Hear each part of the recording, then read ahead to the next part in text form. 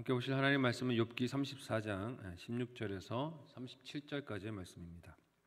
구약성경 795페이지 전후로 했습니다. 욥기 34장 16절에서 37절까지의 말씀을 드라마 바이블로 봉독하겠습니다. 만일 내가 총명이 있거든 이것을 들으며 내 말소리에 귀를 기울이라. 정의를 미워하시는 이시라면 어찌 그대를 다스리시겠느냐? 의롭고 전능하신 이를 그대가 정죄하겠느냐?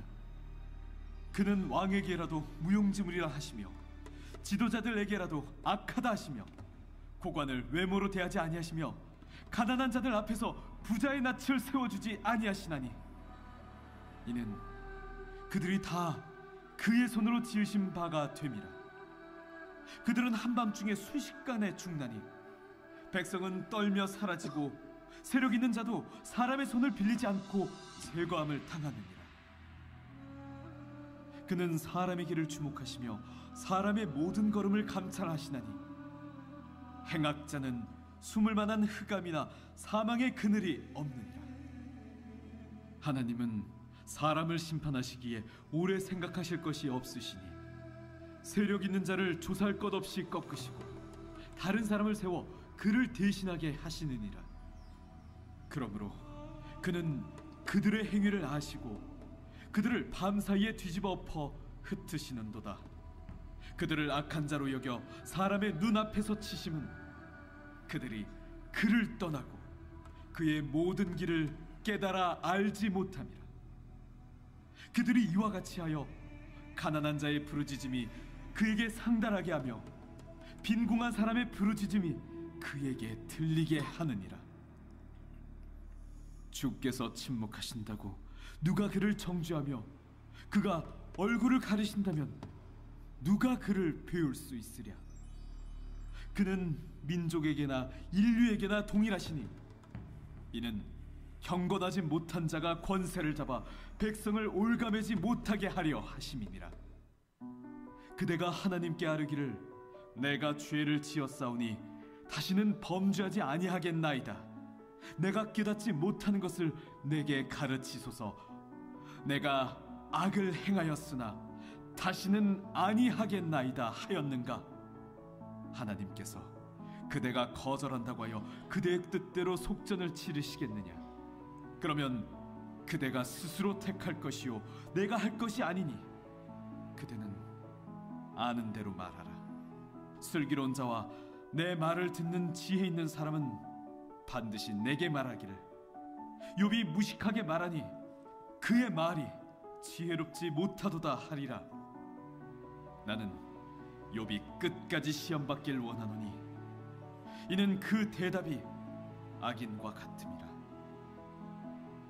그가 그의 죄에 반역을 더하며 우리와 어울려 손뼉을 치며 하나님을 거역하는 말을 많이 하는구나. 아멘. 함께 읽은 본문의 말씀을 가지고 옳지만 틀린 말이라는 제목으로 말씀 나누고 기도하도록 하겠습니다.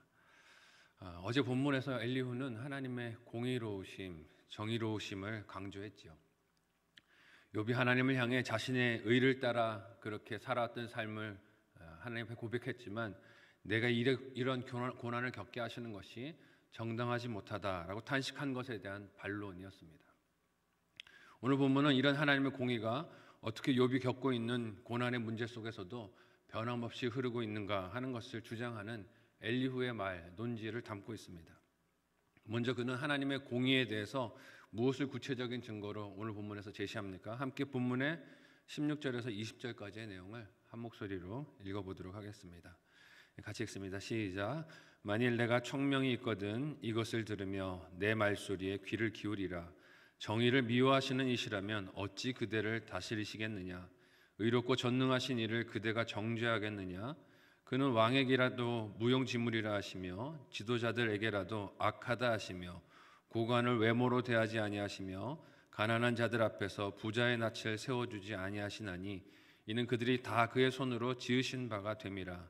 그들은 한밤중에 순식간에 죽나니 백성은 떨며 사라지고 세력 있는 자도 사람의 손을 빌리지 않고 제거함을 당하느니라. 아멘. 엘리후는 욥의 말을 인용하며 그가 하나님께서 욥의 의를 부정하셨고 욥의 정당함에도 거짓말쟁이로 그를 만드셨다 하는 것을 탄식했던 말을 불로 소환했어요. 네가 이런 말을 했지 틀린 말이야 라고 지금 말하고 있는 것이죠. 그리고 오늘 본문에서 욥에게 그가 총명이 있다면 자신의 말에 귀를 기울여서 들어보라 고 말을 합니다.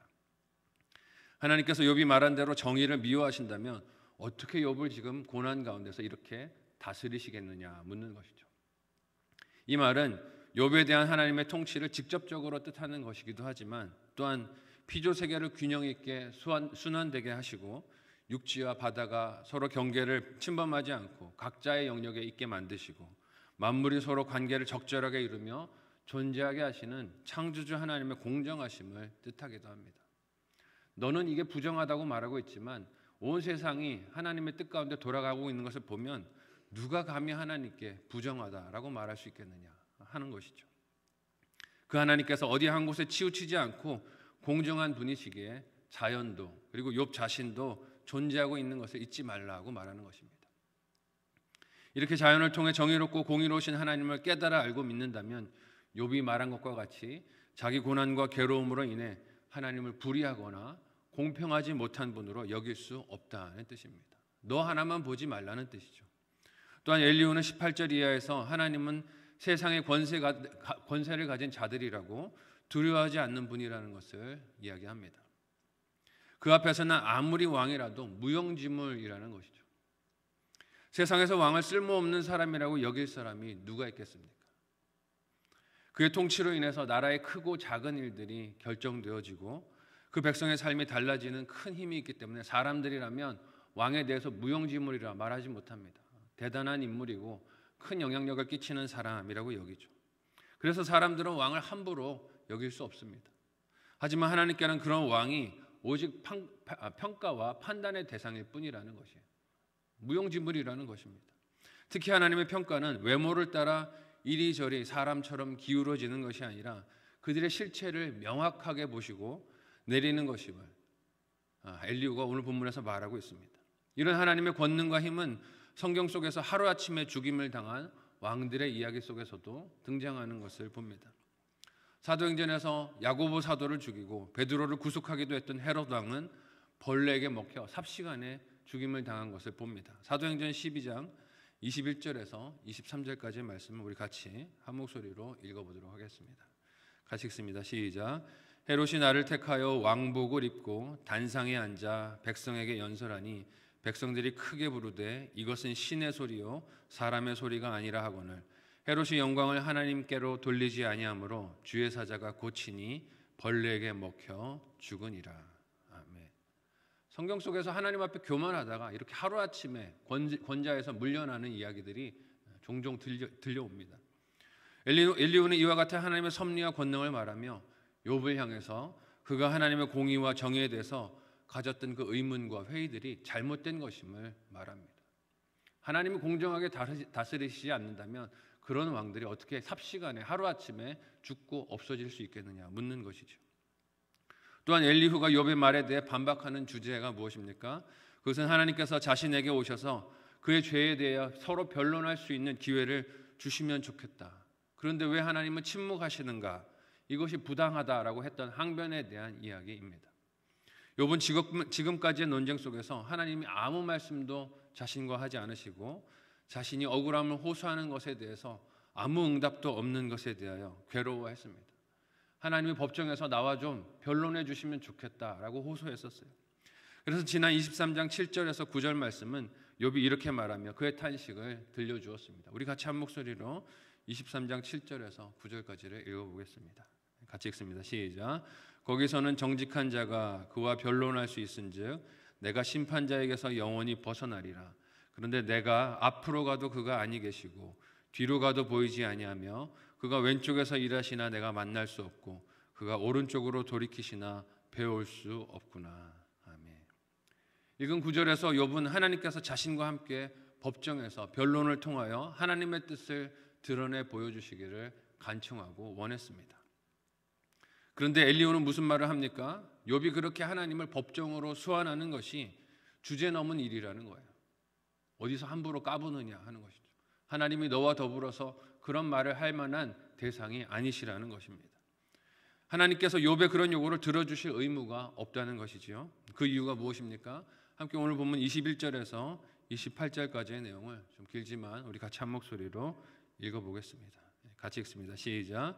그는 사람의 길을 주목하시며 사람의 모든 걸음을 감찰하시나니 행악자는 숨을 만한 흑암이나 사망의 그늘이 없느니라. 하나님은 사람을 심판하시기에 오래 생각하실 것이 없으시니 세력 있는 자를 조사할 것이 없이 꺾으시고 다른 사람을 세워 그를 대신하게 하시느니라. 그러므로 그는 그들의 행위를 아시고 그들을 밤사이에 뒤집어 엎어 흩으시는도다. 그들을 악한 자로 여겨 사람의 눈앞에서 치심은 그들이 그를 떠나고 그의 모든 길을 깨달아 알지 못함이라. 그들이 이와 같이 하여 가난한 자의 부르짖음이 그에게 상달하게 하며 빈궁한 사람의 부르짖음이 그에게 들리게 하시느니라. 아멘. 한마디로 축약하면 변론의 자리에 하나님이 서실 이유가 없다는 것입니다.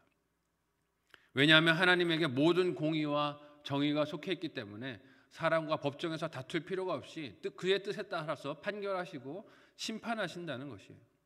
그 하나님께서 사람의 걸음을 다 감찰하시고 그 어떤 악행도 하나님 앞에서 숨길 수 있는 것이 없기 때문에 하나님의 뜻대로 생각하고 판단하시고 심판하신다는 것입니다. 그 심판에 대해서, 그 집행에 대해서 사람이 옳다 그르다 따질 수 있는 문제가 아니라는 것이에요. 이런 엘리후의 말은 신학적으로 틀린 바가 하나도 없습니다. 어제 말씀과 이어서 하나도 그의 말은 구구절절이 틀린 게 없어요. 논리적으로는 그렇습니다. 신학적으로는 그래요. 하나님은 실수가 없는 분이시고 잘못된 판결이 있을 수 없다는 것에 누가 반론을 제시할 수 있겠습니까? 그런 관점에서만 보자면 욥이 하나님의 침묵에 대해 괴로워하며 호소했던 그 요청도 피조물이 감히 할 수 없는 요청, 탄식인 것으로 들립니다. 그렇게 할 주제가 되지 못한다는 거예요. 괴로우면 괴로운 대로 입 다물고 살라는 것입니다.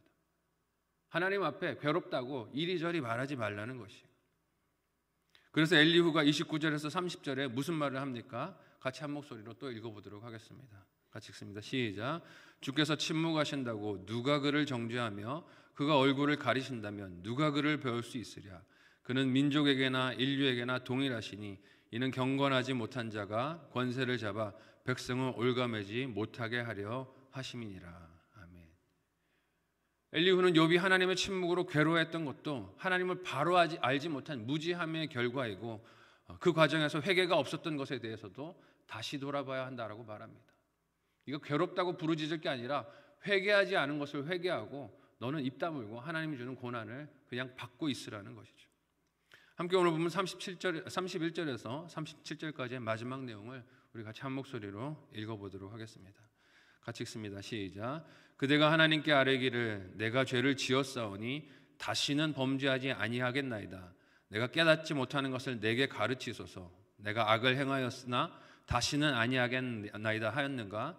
하나님께서 그대가 거절한다고 하여 그대의 뜻대로 속전을 치르시겠느냐? 그러면 그대가 스스로 택할 것이요 내가 할 것이 아니니 그대는 아는 대로 말하라. 슬기로운 자와 내 말을 듣는 지혜 있는 사람은 반드시 내게 말하기를 욥이 무식하게 말하니 그의 말이 지혜롭지 못하다 하리라. 나는 욥이 끝까지 시험 받기를 원하노니 이는 그 대답이 악인과 같음이라.